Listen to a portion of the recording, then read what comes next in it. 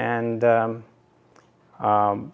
so today what we are going to talk here is about some of the C language constructs that that are specific for microcontroller programming. And what I'm going to cover is these few items, which is know your tools. Very important because there are several tool chains, different compilers, other tools that we use, and they all behave differently, so it's very important to know them. Data types and sizes, more on embedded systems, generally when you have general purpose chips, the length, the processor word lengths are known, but in microcontroller there are 8-bit, 16-bit, 32-bit, you need to know which one it is. And then how variables and function types can help, and then what can you do in loops. And then assembly, we'll talk about assembly, it's contentious. Many times it depends what you're doing, which compiler you're using. And then some thoughts on RAM optimizations, and then in summary what you can do, keep in mind when you're programming for microcontrollers. So it's an open session, feel free if I represent something that's wrong or you feel that can be done better, I'll be very happy to discuss it further. So feel free to jump in anytime. With your experiences, I'd love to hear. What I've done is I've taken Zephyr as a sample here, and I'm going to cover the GNU compiler mainly. So there are other vendors and other compilers which might offer more options. I'm not going to cover that here as much. So it's primarily around these two projects. So knowing your tool chains, as I was saying, many vendors. There is GNU compiler, and then IR system, ARM. There are many, and each compiler over there, they have either added new features that are not in standards, or they have certain additional options that are very fitting for the target microcontroller they are targeting, and so you have to know what tools you have at hand. And it's very important that you go through the whole documentation, how they represent far pointers, how they represent near pointers, they may differ. So if you are for writing more portable code, it's very important that you can either find alternatives to those, or you can use them in such a way that you can disable those features or have them as no ops when you are really not using those compilers or those tools. Compiler switches. So what I've seen here is I've given you a simple table. What I did is I took Zephyr's Hello World application and I compiled it with different optimization levels. And OS definitely meant for size optimization. So it basically keep in mind that this is GCC in Purview. Other compilers might have different naming conventions for this -O options. So as you can see with code performance, if you are really looking at help from GCC to optimize your code max, you use O2 and O3 or -O fast. So what happens is as you keep increasing your O level, it starts getting a little bit more inaccurate as well. So you have to know when you change an optimization level whether your algorithm can sustain it. So most of the time compilers, keep in mind, are tools written by other people. So I'm a compiler developer. So those are applications too, and they need help. When you feed them with the right kind of stuff, they give you good results. So most of the time, we'll cover here in this talk that what can you help compiler with to get maximum out of the compiler. So as you can see, the code size goes up as you increase your optimization levels, but if you have a real world application, you would see the execution will be faster as well in some cases. In some cases, actually, when you do optimization for size, it improves your even code performance. It depends upon your bus width and how you can utilize the memory bus. For example, if you have like 32-bit memory width and you have 16-bit instruction set, it can improve your instruction cache usage. And there are loads that when you compile, say, in 16-bit may perform better compared to 32-bit. So, so execution time really depends upon those kind of constraints. Now, OG is relatively a new optimization that's added. What it does do is during development, for example, you can use this option to get good debug view. So it doesn't give you just raw translation, which means you have highly unoptimized code. But what it does is it applies optimizations, which gives you a good view of debugging. So it doesn't hamper your debug view. Because most of the times when you enable optimizations, you start debugging and it flips around. You don't have the logic flow. And when you are stepping through the code, you lose the context very easily. So it's a good way for if you're a developer, you want to kind of try out some debugging help and want to get good debugging experience. This is a good option to try. So other item in your tools portfolio is your linker scripts, very important, where you place your code in microcontrollers. So you decide where the code goes, and you need to know, like GCC also has a very elaborate linker scripting language, and you can really define your flash memory outline and how it is loaded, which sections goes where, and you can also define symbols and other items wherever you want in your code for help during execution. So if you look into GNU linker manual, they have a very elaborate syntax for linker scripting. Most of the time, it's we take a linker script and then we kind of enhance it. What I found is it's very interesting and important to understand all the construct that goes in and how you define your segments, what are your sections, and what are your alignments, and how you define your total lengths of your data sections, and where you begin them, where you end them, how you want to initialize them. All that goes into your question.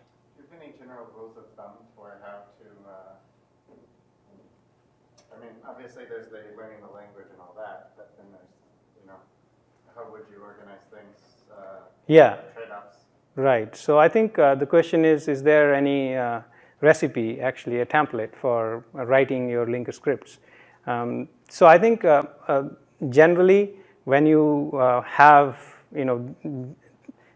it really depends on your architecture, where you are storing your code, where you are executing from, right? So many times you store your code in Flash and then you copy it over and you execute from RAM, right? And many times you do execution in place, right? And you're executing from Flash.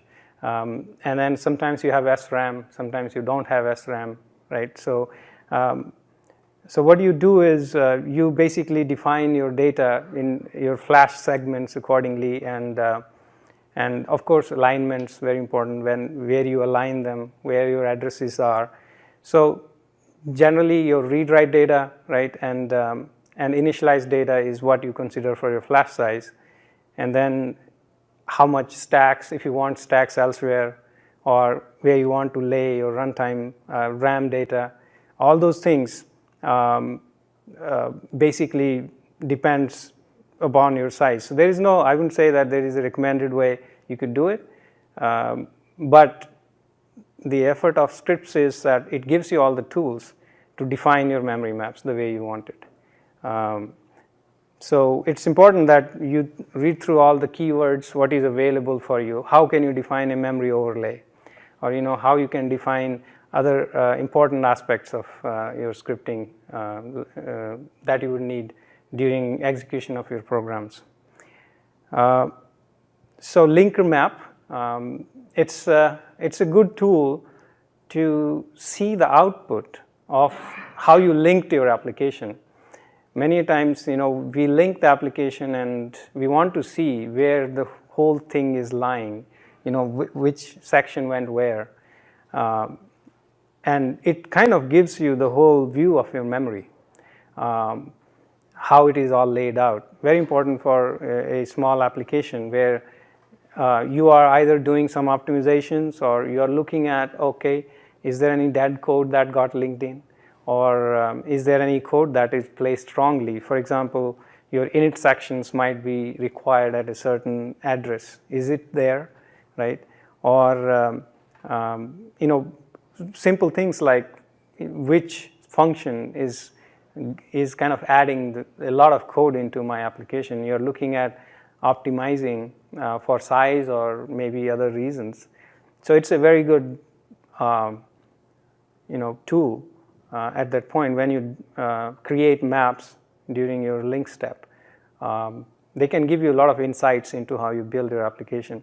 And there are also post-processing tools. At least they work with GNU Linker, which can give you more. What I've given you is a dump of what Linker will put at you, but if you want it in a more human readable fashion, there are tools which can take it and give you a more view of this is how much memory it is using, or how much where things are, and so you can do all this kind of visualization. There are tools like that available as well.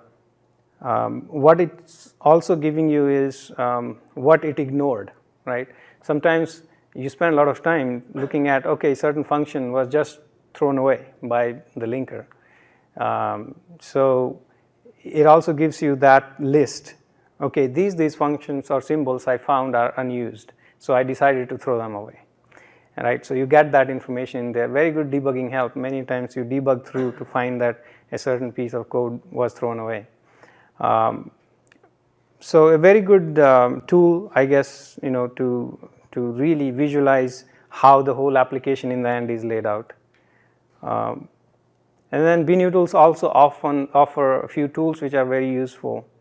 So objdump, one of the features I use very often is -d with s. What it gives me is it interleaves source with assembly. So it takes your final L file and then interleaves your assembly code with your source code. So I get a good view of what code was generated for this particular line of my C code. So many times when you're looking out for various optimizations or maybe wrong code generation helps, this is very useful at that point when you can associate your assembly code to your C code. And there is a size utility. It gives you a size that particular application is going to take in terms of text, which is your code, and data and uninitialized data.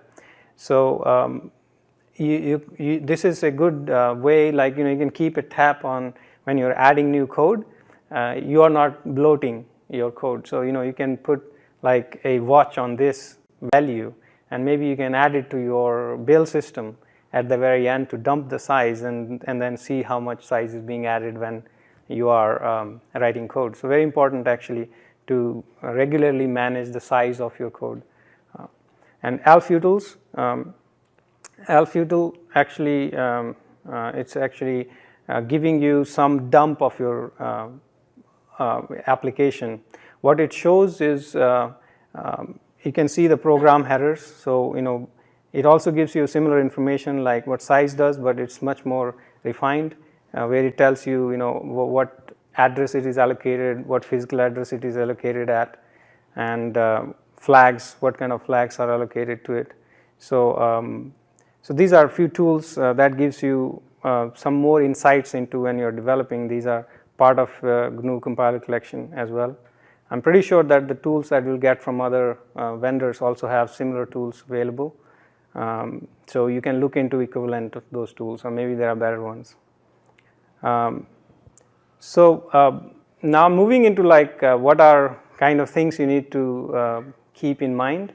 So variables, size is important.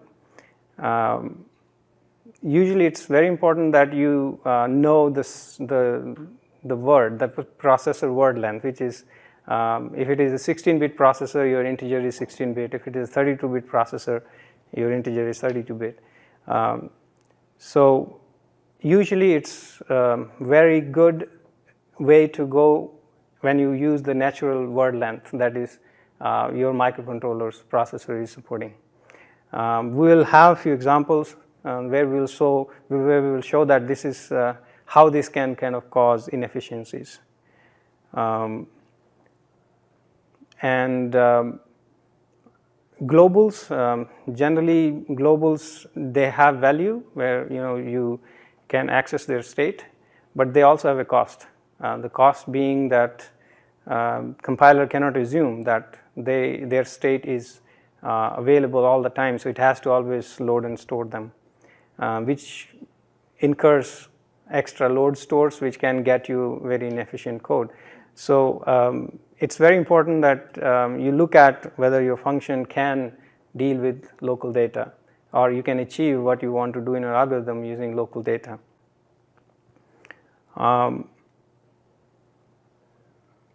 So here is a little example. As you can see, it's about the lengths that I was talking about. So this example is actually from a Cortex M3 code generation, and what you can see here is in the function I'm using I'm passing integers to it, and then similar function I'm passing short integers to it. So what you can see is that that's the code that's generated underneath. So it's also optimizing the code for size, so it's not a raw code.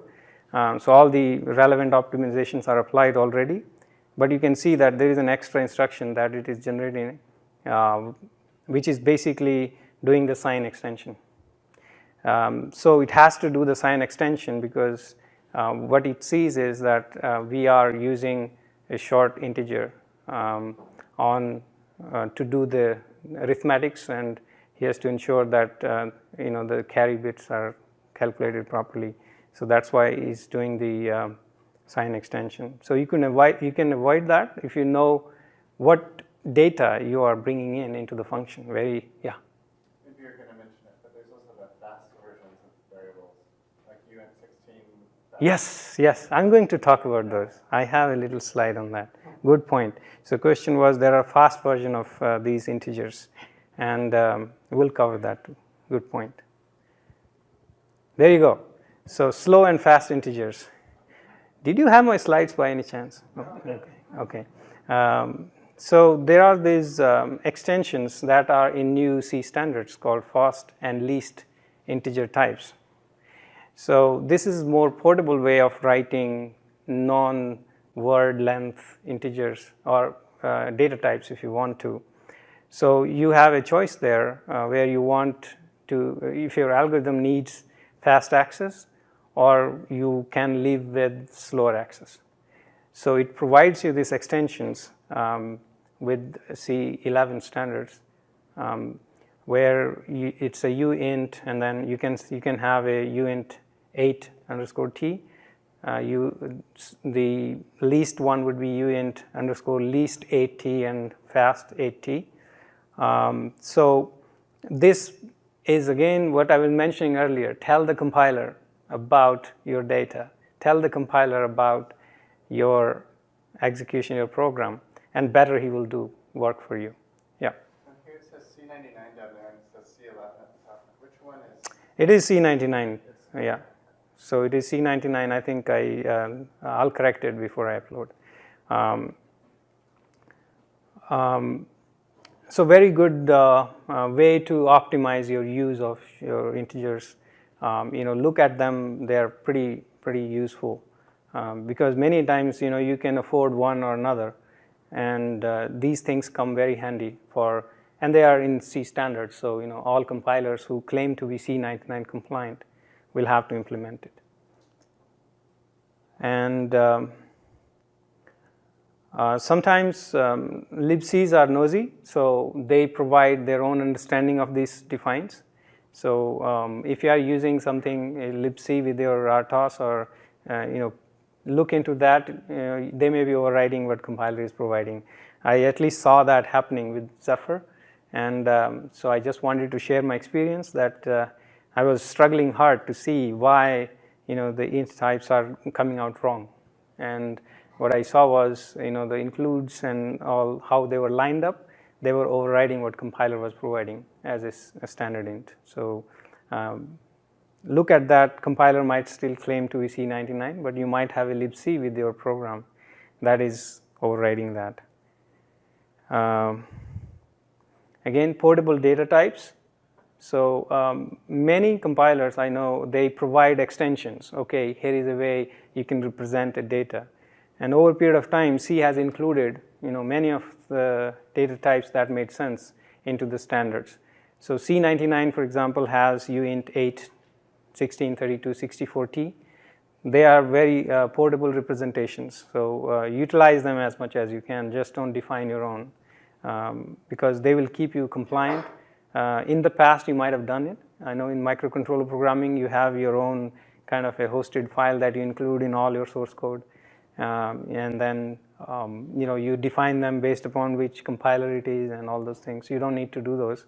If you just follow the standard and expect the compiler to provide all those defines for you. Yeah. Isn't that standard int, not int type?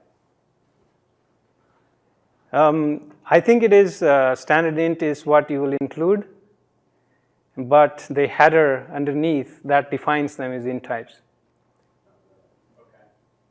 So this is a sub-inclusion that I think I dug too deep into it, where it is actually coming from. So I just wanted to give you like, okay, if you see this file in GCC, that's where these definitions are. But if you want to include it in a programming, in a program, you should include stdint. That's a very good point.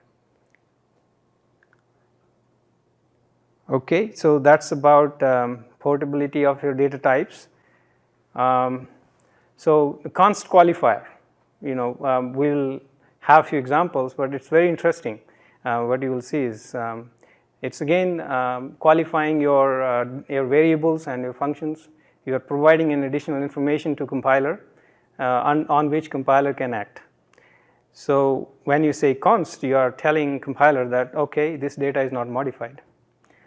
So this can act as a hint to the compiler where it can apply more aggressive optimizations, and it can do a lot better job of assuming what your variable that you're passing as functions is supposed to do in a quali.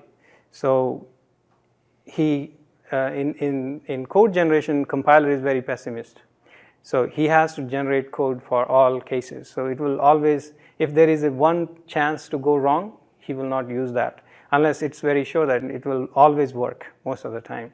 But by doing this, you are giving him a more room to play.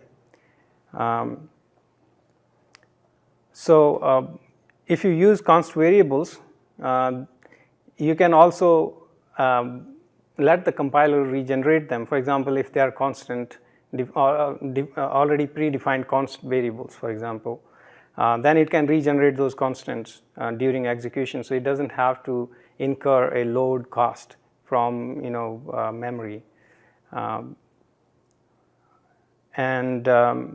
If it is stored in a slower media like flash, then accessing it will cause a lot more slowness. So use const when you can. So here is an example.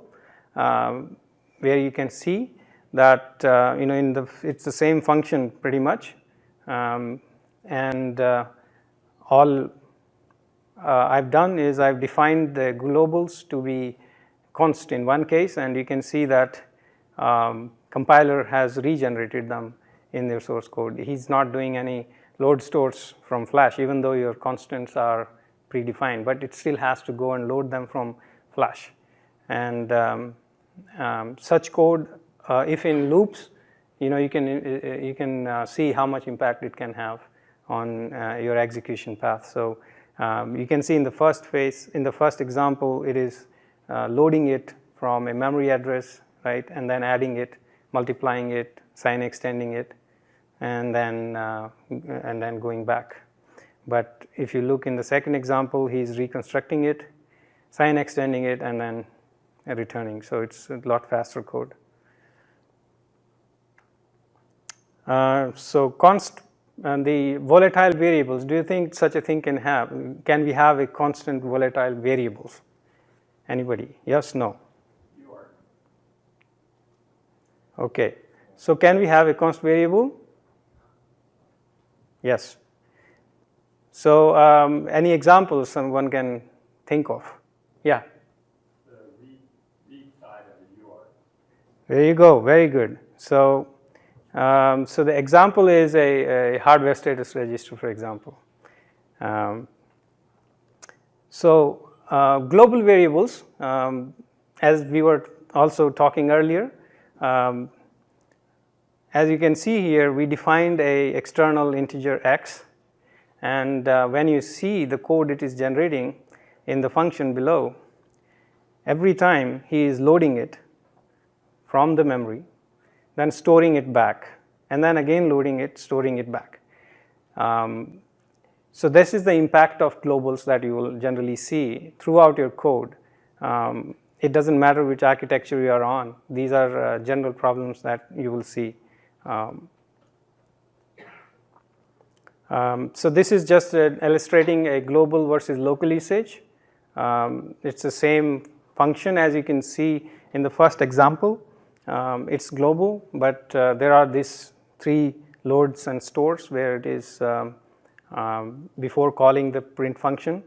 But if you see on the local, where you are basically transferring that into a local, it just knows that it's a local variable. I don't have to worry about it changing state out of the function. So it can just load it into a register, pass on to call the function. So keep in mind when you're designing your routines, can you live with locals? In many cases, it also helps is when you are operating in a loop or so, and you really need a global. You can maybe transfer that local value. If it is not modified elsewhere, into a local, and then operate on it and then store it back in the end, essentially yourself. And thereby you're helping the compiler again, that an optimization that you are providing and not the compiler. Static variables. So static variables, important. What I see from static variables is, again, you are making a statement about the scope of the function. So it's only available for that particular compilation unit. What it can do is, I mentioned here spatial locality. That's very important. What happens is when you're linking your program, linker knows these all variables are coming from same module. So he puts them one after another, or at least he knows the map. So what happens is when they are placed one after another, and most probably you're accessing them one after another too, or maybe you're accessing them together in a way because you're in the same function or something like that. It can basically generate code where he uses a base function or a base address and then use an offset to address different static variables. It can perform that optimizations if you're using static variables. But if they are global, then there is no way for it. It has to assume that it can be anywhere in the memory. So linker cannot perform these optimizations. Static functions. So I know many times we use macros and static function. You know, it's a debate. Many times people have it. But one of the advantages that you get from static functions is you let compiler decide when to inline it. Many times compiler knows more than us. You know, many times it can do a better job of inlining than ourselves. So we should give it a chance to do the inlining and then optimize, rather than we deciding, okay, I know what to inline, what not to inline. Because it knows the instruction lengths, it knows how many cycles it takes, it knows all the delays. So it can do a lot of calculations on total execution of functions. That probably, you know, it will take us time if we are doing all those calculations ourselves.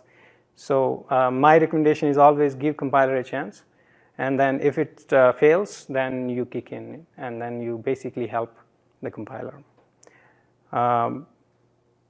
Another thing it gives you is debugging. So when you are not writing macros but writing functions in static functions, then you can debug them better.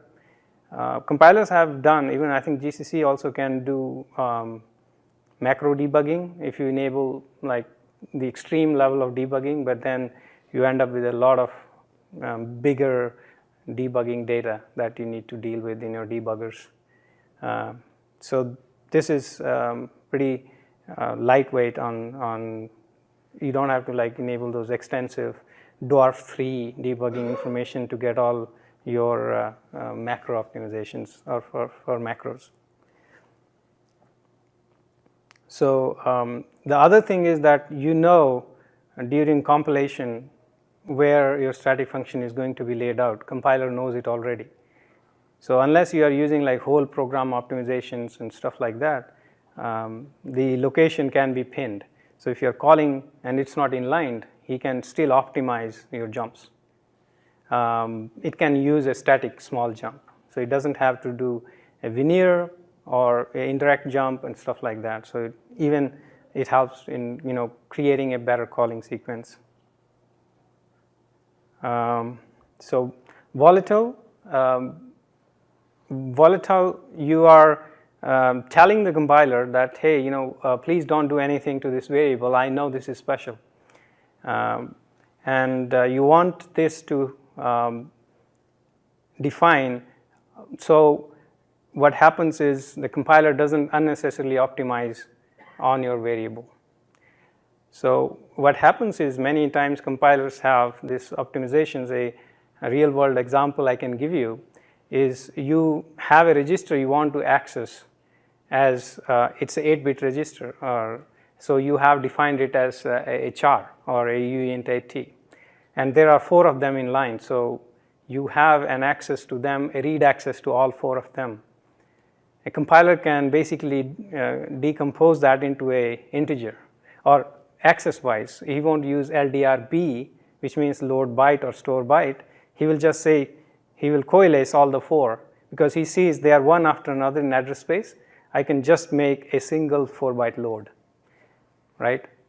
But that's wrong because these are registers. You want to access them one after another. So it's very important that you qualify that kind of data with volatile, where you are telling compiler to stay away from optimizing that in any mass.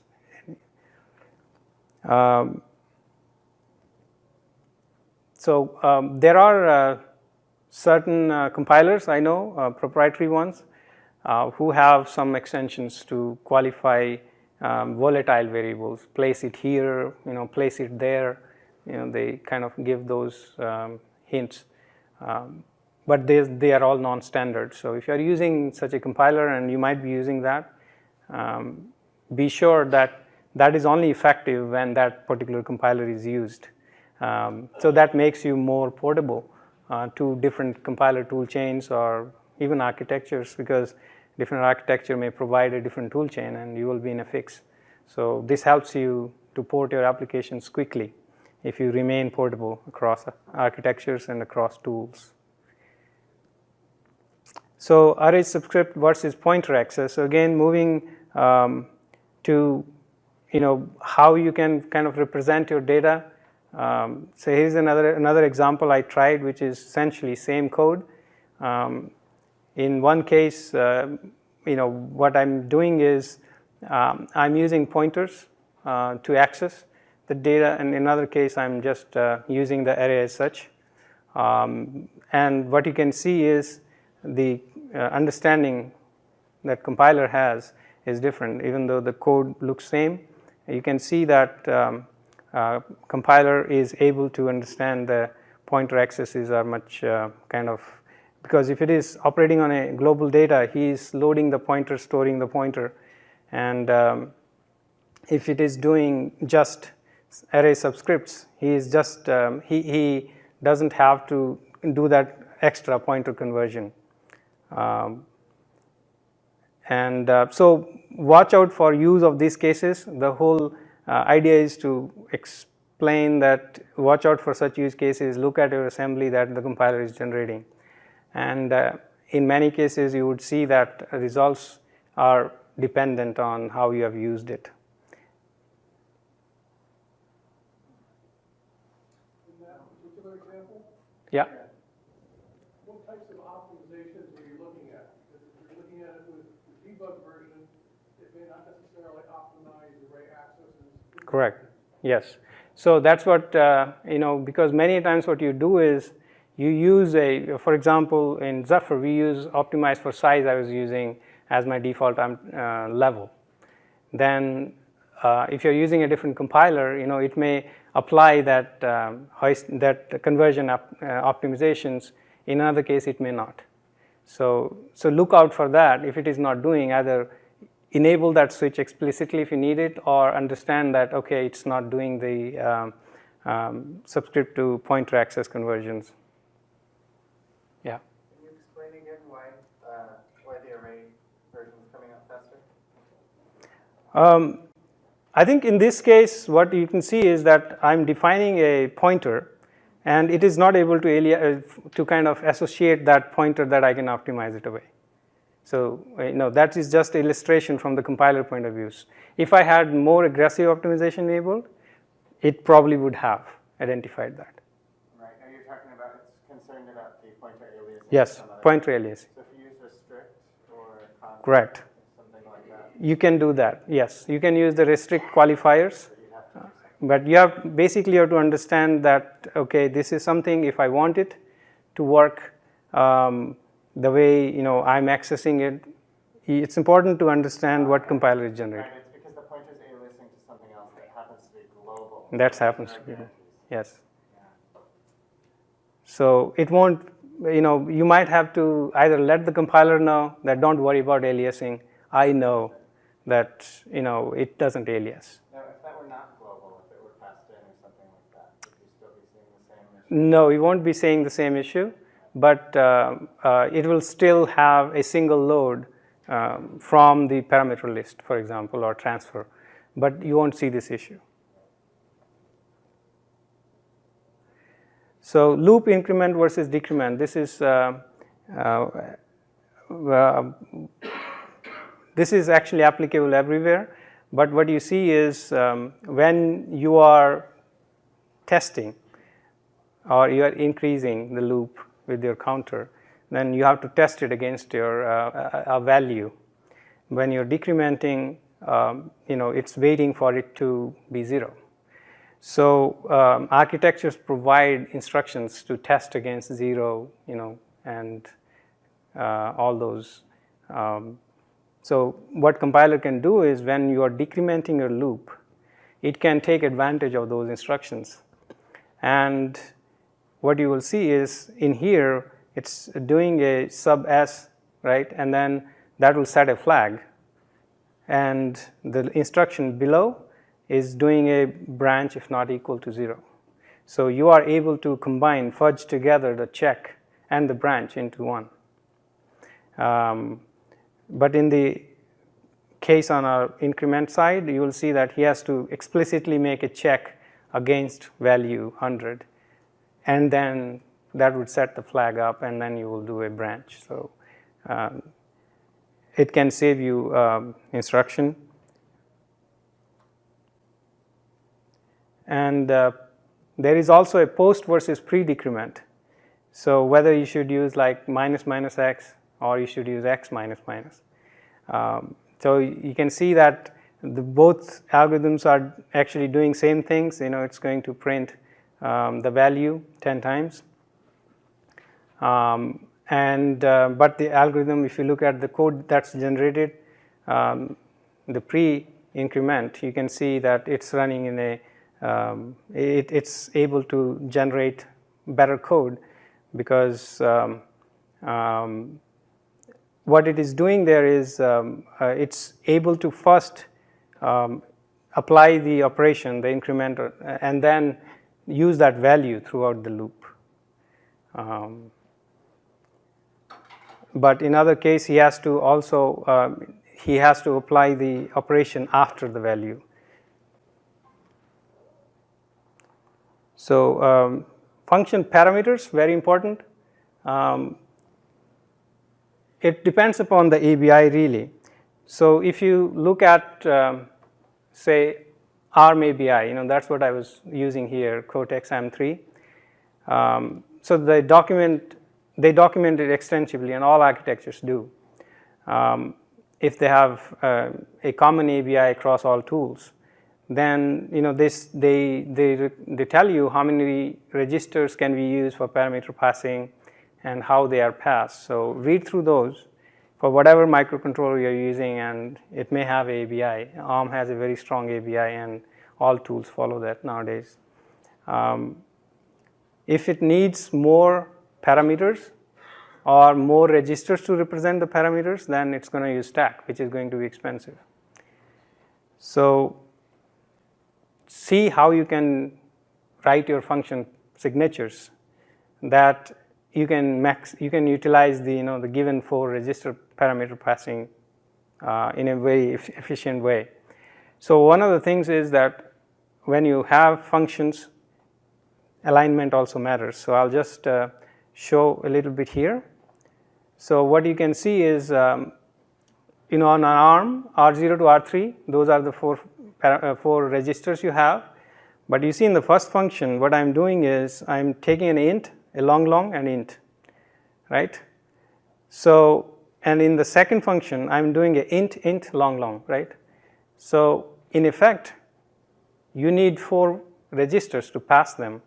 But the problem with the first example is that he will align the long because it's 8 bytes long.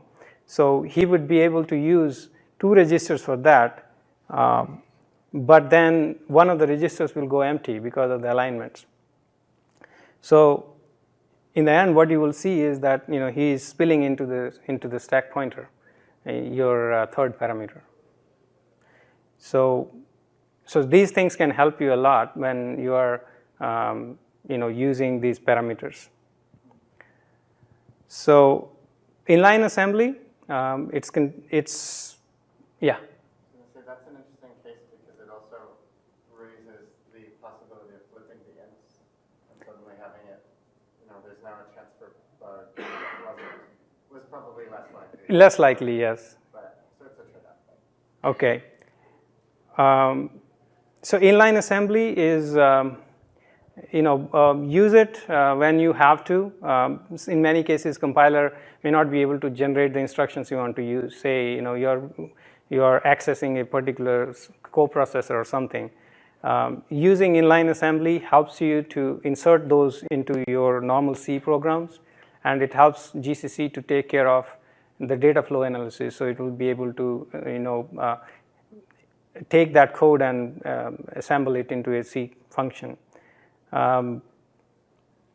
Intrinsics is one good example, and there are, as I said, special instructions if you have any. So I've given a link here for GCC's inline assembly syntax. It's quite cryptic, but it's well explained. So you can read through it and see how you can use it efficiently. So it has qualifiers that lets you define what is the different register what are different inputs and outputs and what are the constraints on those. And I've seen other compilers have them too. Their syntaxes vary. So it is actually one of the most, it's most common case that you will see when you're porting your program from one compiler to another, that your inline assembly just doesn't work. So I think optimizing for DRAM, use smaller data types. We talked about that, but when you use smaller data types, you're using less memory. So it can help you if you're on a RAM constrained system.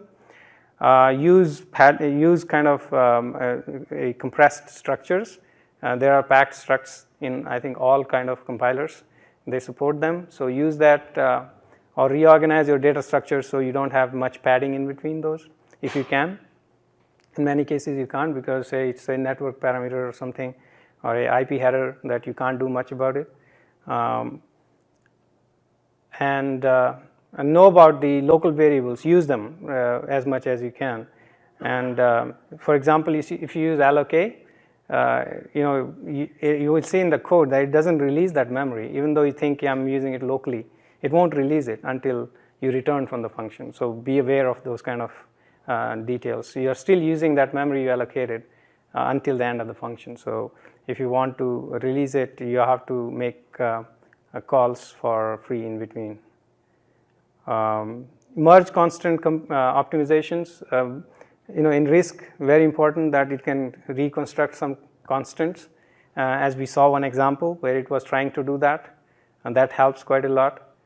And then you can check your stack and heap usage and see if you are having an additional allocation there that you are not hitting a limit, for example.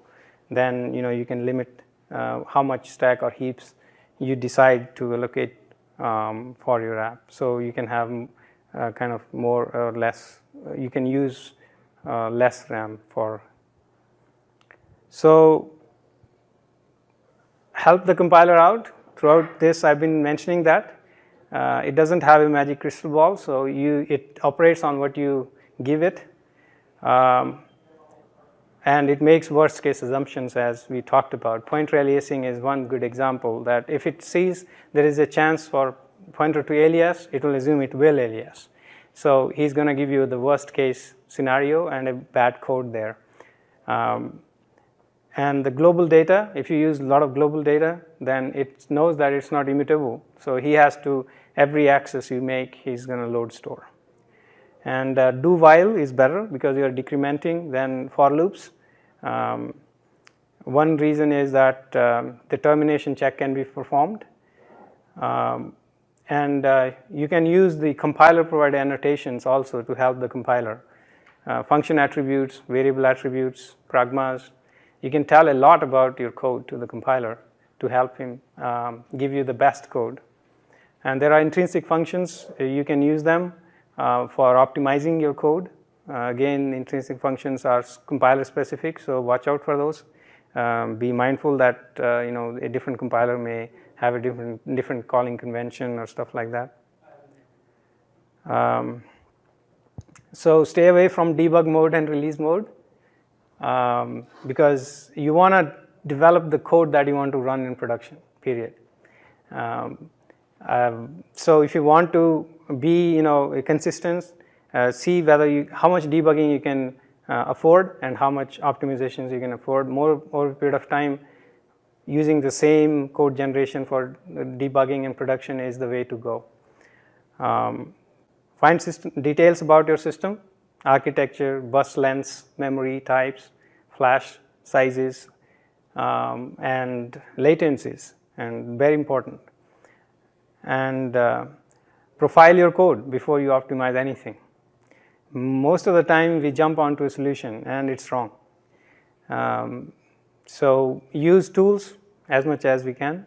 That gives you a really good picture of what your app is doing. And then utilize the tool, don't fight them.